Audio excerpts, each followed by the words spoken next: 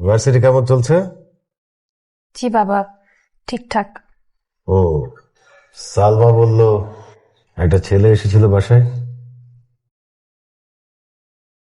বাবা, আমার বন্ধু আমার ক্লাস নোট দিতে এসেছিল। বন্ধু যেন বন্ধু থাকে, এর চেয়ে বেশি যেন বাড় না বাড়ে। শোনো, তুমি নতুন ভর্তি হয়েছ, অনেক ছেলে পিছু নেবে, অনেকে কথা বলতে চাইবে, তোমার কাছাকাছি আসতে চাইবে। কেউ কেউ তো অতি উৎসাহী হয়ে একেবারে পাশে বসে নিজের বায়োডাটা দিয়ে দেবে। কোনো কিছুই কানে তোলা যাবে না। কান দিয়েছ তো ফাঁদে পড়েছ, আর ফাঁদে পড়লেই ঝামেলা বাড়বে। জি বাবা, বুঝতে পেরেছি। আর ভার্সিটিতে কেউ যদি বেশি বিরক্ত করে, কমপ্লেন করবা। আর সেখানে যদি কাজ না হয়, আমি তো আছি। জি বাবা।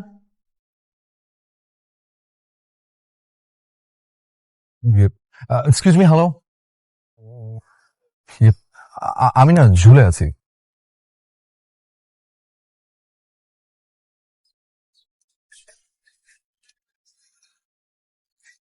কোথায়?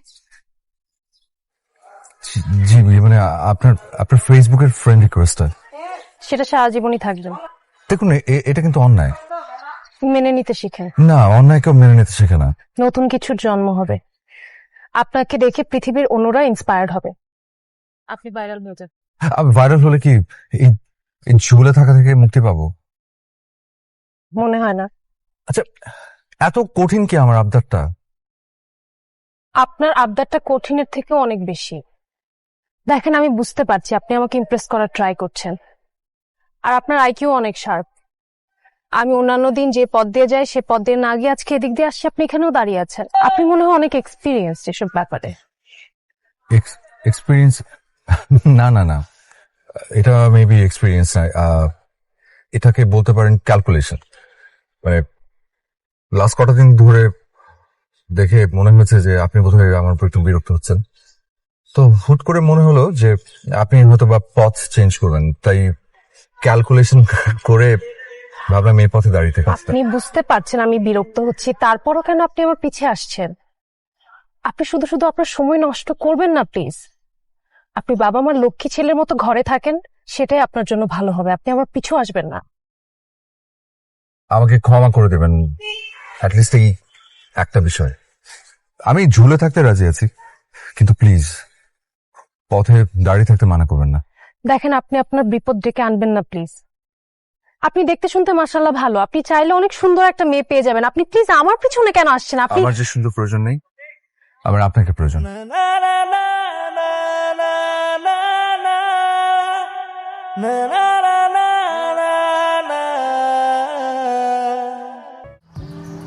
আমার রেজাল্ট আসছে। কিসের রেজাল্ট? পরীক্ষার রেজাল্ট। এই বুড়ি আমার সাথে কিসের পরীক্ষা দিলি? কথার পরীক্ষা। কথার পরীক্ষা? ইয়াস। মানে বুঝলাম না তো। আমি আজকে তোর হবু ভাবির সাথে কথা বলছি। কি কথা বলছস? ইয়াস। কি কথা? অনেক কথা। তোর হবু ভাবি কি বলে জানিস? কি বলছে? প্রপোজ করতে। ও মাই গড, এটা তো দারুণ ইন্টারেস্টিং একটা ব্যাপার, মারাত্মক একটা খবর। আচ্ছা, তুই এটা তো আমার বুদ্ধি, তাই না? তুই আমারে খাবি কবে? ডিসিশন নিছস? কোথায় খাবি সিদ্ধান্ত নিছস? জানতাম আমি। আবার জিগায় তোর জন্য রেস্টুরেন্ট রেডি। আমাদের দেশে রেস্টুরেন্টে খাওয়াবো, বুঝছস? এমন একটা রেস্টুরেন্ট যেখানে খাইলে তোর সেকেন্ড টাইম খাইতে ইচ্ছা করবে। এই তুই কি বলস? চাঁদের রেস্টুরেন্ট অনেক মজা, আমি খাইছি তো, অনেক মজা ওখানে খাবার। ওখানে খাবার অনেক দারুণ, ইয়ামি। তুই পৃথিবীর কোন রেস্টুরেন্ট বাদ দিছিস রে? আজকে না একটা ঝামেলা হয়ে গেছে। কি ঝামেলা? ছেলেটা আমার সাথে কথা বলেছে। ছেলেটা তো বেশ চালাইতেছে। চরম বখাটে। বখাটে মনে হয় না, দেখে তো ভদ্র ছেলেই মনে হয়। তুই কি ছেলেটাকে পছন্দ করে ফেলছিস? তুই মনে হয় আমার বাবাকে চিনিস না। না, আমার ভাগ্যে এসব প্রেম ভালোবাসা কিছু নাই। বাবা যাকে পছন্দ করবে আমার তাকেই বিয়ে করতে হবে। তাহলে এক কাজ কর, ছেলেটাকে মিষ্টি ভাষায় সুন্দর মতো না করে দে। তোর কি মনে হয় আমি মানা করিনি? ছেলেটাকে দেখে আমার মনে হয় না সে এত সহজে আমার পিছু ছাড়বে। তুই তো আমার বাবাকে জানিস, আমার বাবা যদি কোনোভাবে টের পায় না, অনেক বড় ঝামেলা হয়ে যাবে। দেখি, তারপর আমি বোঝানোর চেষ্টা করব। সেটাই দেখ কি করা যায়।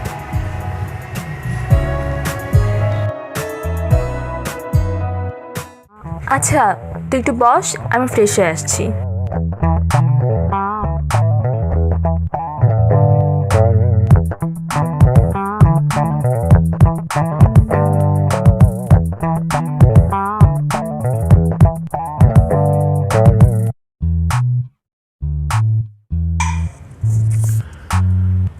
ঝুলে থাকতে থাকতে বিরক্ত হয়ে গেছি, তাই পাশে এসে বসলাম।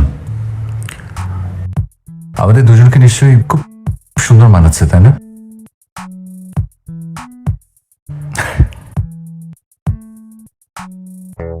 আচ্ছা সরি, মানে অনুমতি ছাড়া পাশে এসে বসেছি তাই। আজ আমি না একটু অ্যাকশন মুডে আছি, তাই আজ আর কোনো ভূমিতা না করে মনে যা আসবে একদম স্ট্রেইট বলে দেব। আরিয়া, আমি তোমার পেছন পেছন কেন ঘুরি সেটা তুমি খুব ভালো করে জানো,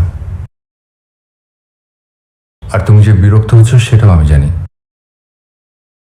কিন্তু বিশ্বাস করো, এই যে রেগুলার বকেটেদের মধ্যে রাস্তার মধ্যে দাঁড়িয়ে থাকা, পিছু নেওয়া, এসব আমার ভালো লাগে না। এই বিষয়গুলো অন্যরকম হতে পারতো। আমরা দুজন পাশাপাশি বসে কথা বলবো, একসাথে মুভি দেখবো, রেস্টুরেন্টে যাব, রাতে ফোনে কথা বলবো, অনেক সুইট সুইট মোমেন্টস আমাদের স্মৃতির ঝুড়িতে বন্দী হবে। I love you area.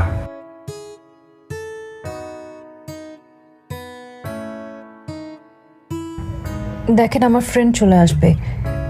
চলে আসলে জিনিসটা খুব ভালো দেখাবে না। আপনি এখান থেকে চলে যান। আপনি এতক্ষণ যা বলেছেন তার কোনো কিছুই আমার কানে ঢোকেনি। সেগুলো ঢোকার মতো কানের ফ্রিকোয়েন্সি আমার তৈরি হয়নি। বাই।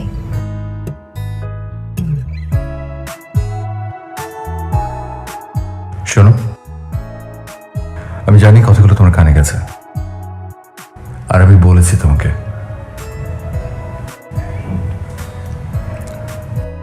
বাই।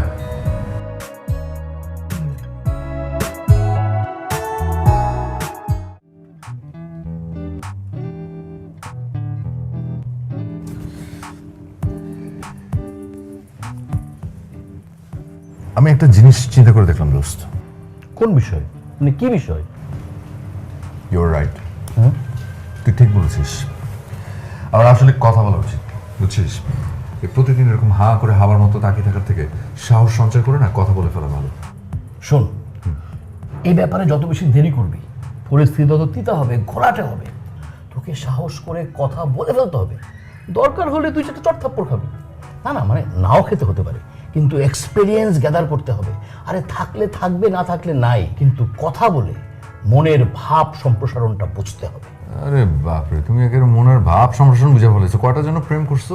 আরে আমি এক সময় হিরো ছিলাম, আমি গান গাইতাম। দিল তো পাগল হ্যায়, দিল দিওয়ানা হ্যায়, দিল তো পাগল হ্যায়, দিল দিওয়ানা হ্যায়।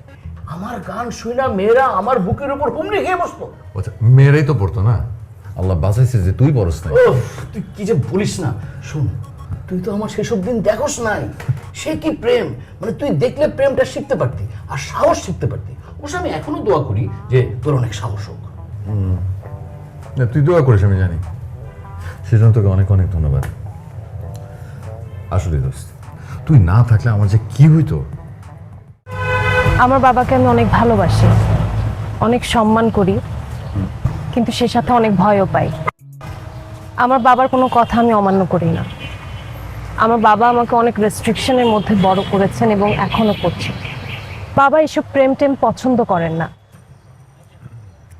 আমার বাবা আমাকে যে ছেলেকে বিয়ে করতে বলবে আমার তাকেই বিয়ে করতে হবে।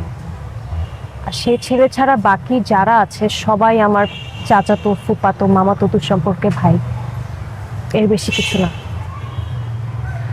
আমার বাবা আমার সাথে যার বিয়ে ঠিক করবে তার গলায় আমি ঝুলে পড়বো। Okay fine. আমি আপনার বাবার পছন্দের ছেলে হব। আপনি ট্রাই করতে পারেন।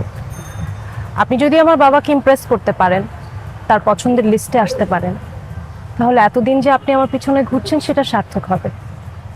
কিন্তু যদি আপনি সেটা করতে না পারেন, তাহলে আপনি প্লিজ আমাকে ক্ষমা করে দেবেন।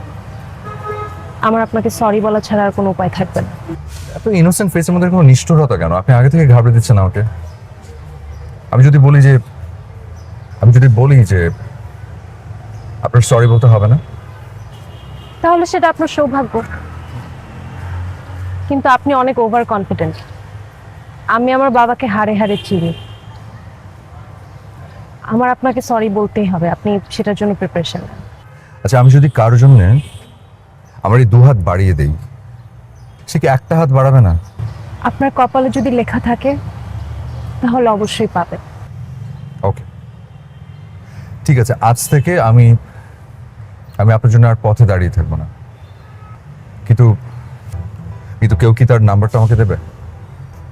আমি কথা দিচ্ছি আমি কোনো ডিস্টার্ব করবো না। আপনি কেন আমাকে এভাবে জ্বালাচ্ছেন বলেন তো? আপনি যদি আমাকে বারবার ডিস্টার্ব করেন, আমি কিন্তু আপনার নাম্বারটা ব্লক করে দেব। আজকাল সব ফোনেই ব্লক করার ব্যবস্থা আছে। জানি, ডোন্ট ওয়ারি, ডিস্টার্ব করবো না। Thank you. এখন গেলে কি আপনার বাবাকে পাওয়া যাবে? আপনি এখনই দেখা করবেন? তাকে ইমপ্রেস করতে হলে দেখা করতে হবে না? ঠিক আছে, আপনি একটা রিক্সা রাখেন। ও, উনি কি বাড়িতে নেই? কোথায় যাবেন? আমার বাবার অফিসে। আপনি বললেন না এখনই দেখা করবেন। হ্যাঁ, কিন্তু সেটা কি এখনই? ভয় পাচ্ছেন? না, ভয় পাবো কেন? ভয়ের কি আছে? प्यार किया तो डरना क्या, जब प्यार किया तो डरना क्या, प्यार किया कोई चोरी नहीं है। रिक्शा।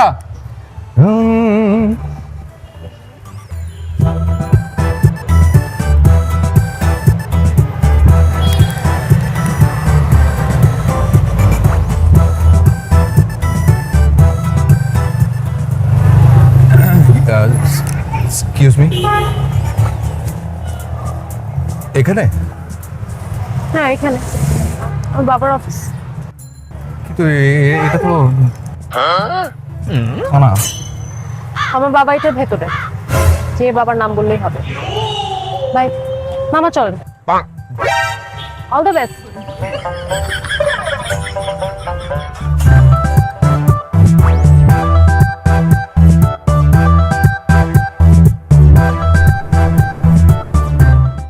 হ্যালো,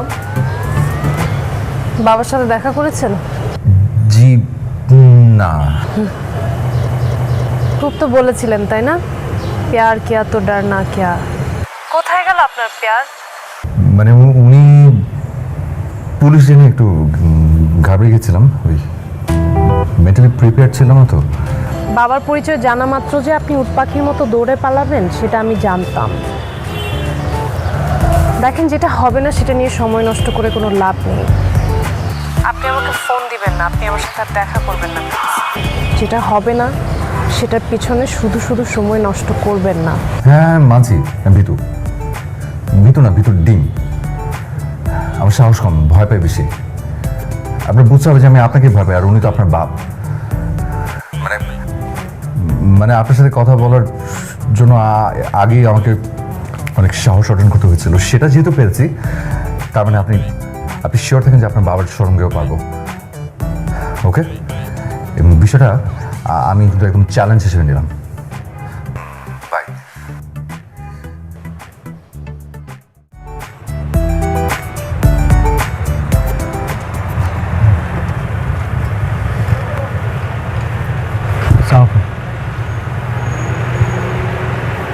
আঙ্কেল, আঙ্কেল,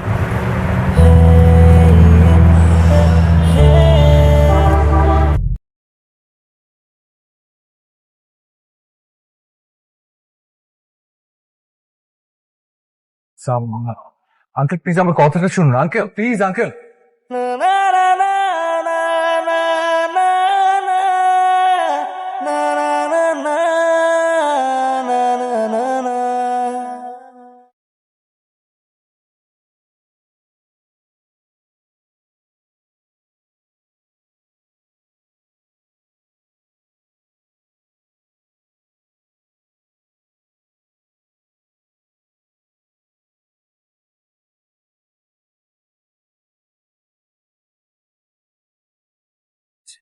সালামালাইকুম। ওয়ালাইকুম সালাম। আপনি জি আঙ্কেল, কিছু বলবেন? জি আমি আপনার সাথে একটু কথা বলতে চাই। বলেন। মানে আঙ্কেল, ওই আপনার মেয়ে আরিয়া, ওই আরিয়া, মানে আঙ্কেল আমি আরিয়াকে পছন্দ করি। আমি আসলে ওকে চুপ, একদম চুপ, and get lost from here.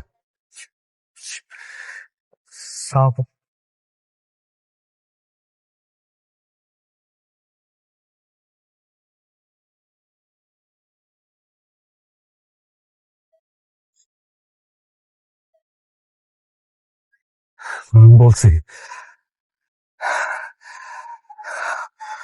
আমি বলছি।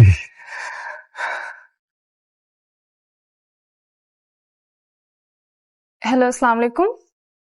আপনি কি আরিয়া বলছেন? জি, আপনি কে বলছেন? আমি সানভীর ফ্রেন্ড ফাহিম। ও, জি বলেন। আপনার বাবা তো সানভীকে ধরে নিয়ে গেছে।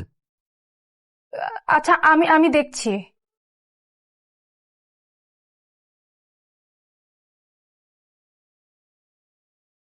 বাবা, হ্যাঁ,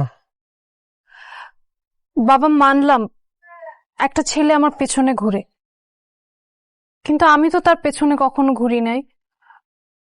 মানলাম একটা ছেলে আমাকে পছন্দ করে, কিন্তু তাই বলে তাকে এভাবে ধরে নিয়ে হাজতে পুরে ফেলতে হবে? বাবা, একটা মানুষ কিভাবে টর্চার করা কিন্তু ঠিক না, এটা অন্যায়। সে যেটা করেছে সেটা ঠিক করেনি, কিন্তু তোমারও কিন্তু এরকম ক্ষমতার অপব্যবহার করাটা ঠিক হচ্ছে না বাবা। একটা ছেলেকে এভাবে মারাটা তোমার কি উচিত হয়েছে? বাবা, আমি অনেক খুশি হব যদি তুমি তাকে ছেড়ে দাও।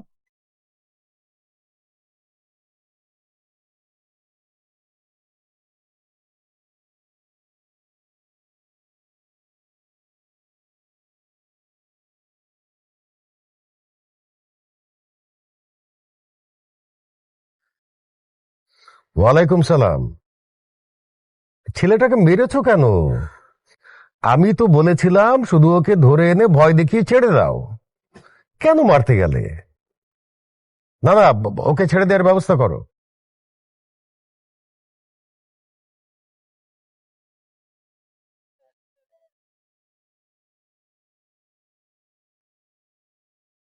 আঙ্কেল, আঙ্কেল একটু কথা বলবো। আঙ্কেল প্লিজ, আমার আমার আমার কথা কি শুনুন প্লিজ। তোমার অনেক বেশি সাহস। তোমার বিন্দু মাত্র ধারণা নাই রেগে গেলে আমি কি করতে পারি। আমি জানি আঙ্কেল, আমি জানি আপনি রাগ হলে অনেক কিছু করতে পারেন, কিন্তু আমি শুধু আমার বিষয়ে দু একটা কথা বলতে চাচ্ছিলাম। আমার নাম সানভি আহমেদ। আঙ্কেল বিশেষ করে আমি কোনো বখাটের ছেলে নই। আমি লেখাপড়া জানা শিক্ষিত একটা ছেলে। আমার পরিবারের ব্যাকগ্রাউন্ড খুব একটা খারাপ নয়। আমি নিজে একটা ছোটখাটো ব্যবসা করি। আমার একটা ছোটখাটো বাইং হাউস আছে। তো আমি কি করতে পারি? আঙ্কেল প্লিজ, আমার বাবা আছে, মা। লোক, আপনি পুরোটা তো শুনুন না। আমার বাবার নাম ওয়েট, তুমি এখান থেকে এখন চলে যাও। সানভি তোমার নাম। আমি সামনে তোমার ভালো কিছু দেখতে পাচ্ছি না, খুব খারাপ কিছু দেখতে পাচ্ছি সানভি। আমি যেন তোমাকে ফার্দার এখানে না দেখি।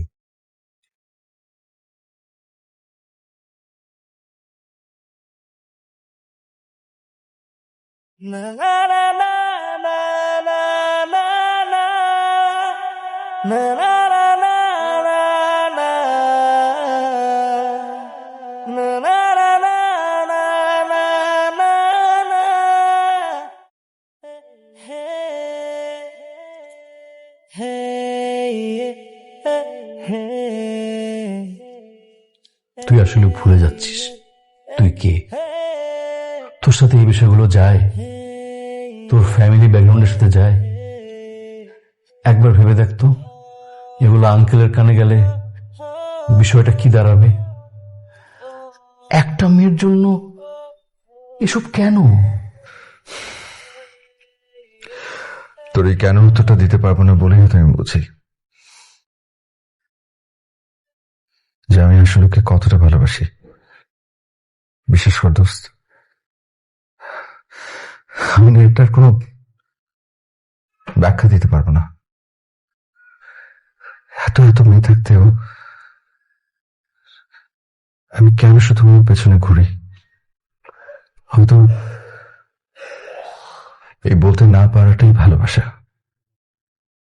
আসলে মানুষ সেখানেই ভীত হয় যেখানে তার পছন্দ আটকে যায়, আর আমি ওর চোখে আটকে গেছি। তাই বলে এত কিছু সহ্য করে এর কোনো মানে হয়? আমি কিছুই বুঝতে পারছি না। তুই না বুঝলেও হবে, শুধু ও বুঝলেই হলো যে আমি ওকে কতটা ভালোবাসি।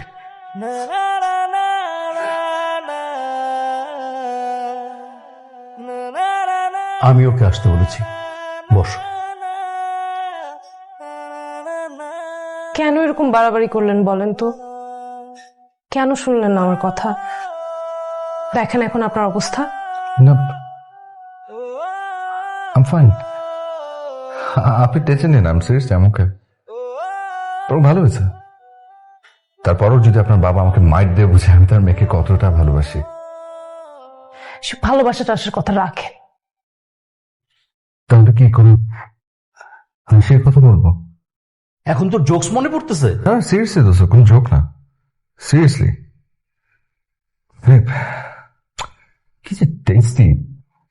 আমি পুলিশের মায়ের কথা বলছি, এত জবরদস্ত মাইর যে খেয়েছে সে জানে। জীবনে একবার খেলে না, সারাটা জীবন মনে রাখবি জানিস। শুধু আফসোস একটাই, একা মাইরটা খেলাম, তোকে সাথে নিয়ে খাওয়া উচিত ছিল। তুই তো একবার ভেবে দেখ, জীবনে সব কিছু ভাগে যোগে খাইলাম, শুধু এই মাইরটা ছাড়া। আমার পুলিশের মার খাবার কোনো ইচ্ছা নেই। তারপরও মানে আমার একা মারটা খাওয়া উচিত হয়নি। তোমার সাথে কথা বলার আইডিয়াটা কিন্তু ওর। সব আইডিয়া যে সবসময় শুনতে হয় না, এখন বুঝতে পেরেছেন তো? এখন বুঝেন আইডিয়ার মজা। যাই হোক, ডাক্তারের উপদেশ, অ্যাডভাইস, রিপোর্ট কি ছিল? না, হাড্ডি গুটি ভাঙেন এটা শিওর। তারপর এক্স রিপোর্ট ডাক্তারের কাছে দিয়ে এসেছি। ডাক্তার যেটা বলে normally rest, complete bed rest, 7 দিনের রেস্ট, মানে একদম পুরোপুরি রেস্ট। কি করবো আসলে বুঝতে পারছি না। কি করবেন মানে? ডাক্তার আপনাকে বলেছে 7 দিনের বেড রেস্টে থাকতে, আপনি বেড রেস্টে থাকবেন। তাহলে তোমাকে দেখবো কি করে? তুই শালা বেহায়া হয়ে গেছিস। তুই চুপ থাক, আমি অর্ধেক সুস্থ হয়ে গেছি। আমার পেন কিলার আমার সামনে বসা। আচ্ছা, আমি উঠি, আমার দেরি হলে আবার ঝামেলা হয়ে যাবে। আমাকে আবার কবে দেখতে আসবে? জানি না। নাহলে একটু আমি চলে আসবো। আপনি এরকম পাগলামি করবেন না, আপনি রেস্ট নেন, আমি আসি। ভাই আমি আসি। ভাই কিছু বলবে? হ্যাঁ বাবা, তুমি কি আমাকে কখনো বিয়ে দেবে না? আমাকে কি সারা জীবন পুতুলের মতো সাজিয়ে রাখবে বাবা?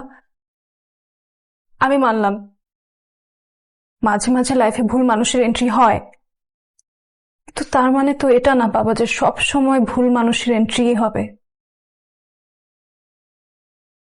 বাবা আমি জানি না আমি ওকে ভালোবাসতাম কি বাসতাম না, কিন্তু বাবা আমি এখন তাকে ভালোবাসি। তোমার জিদের কারণে বলো, ওর পাগলামির কারণে বলো, আমি না ওকে ভালো না বেসে থাকতে পারিনি বাবা। বাবা এত কিছুর পরও ছেলেটা রাস্তায় পাগলের মতো দাঁড়িয়ে ভিজছে। বাবা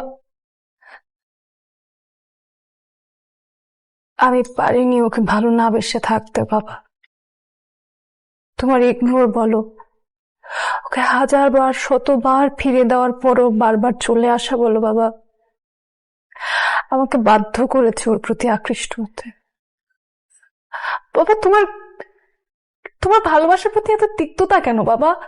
তোমার কেন এত শাসন, কিসের এত বারণ বাবা? ভালো তো আমিও তোমাকে বাসি, তাই না বাবা? তুমি যেটা বলবে আমি সেটাই শুনবো বাবা। বাবা আমি শুয়ে পড়ছি। আরিয়া,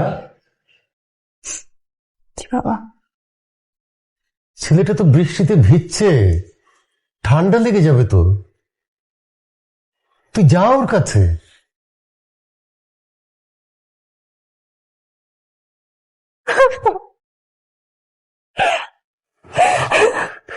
আমিও বাবা। I love you too, my বাচ্চা।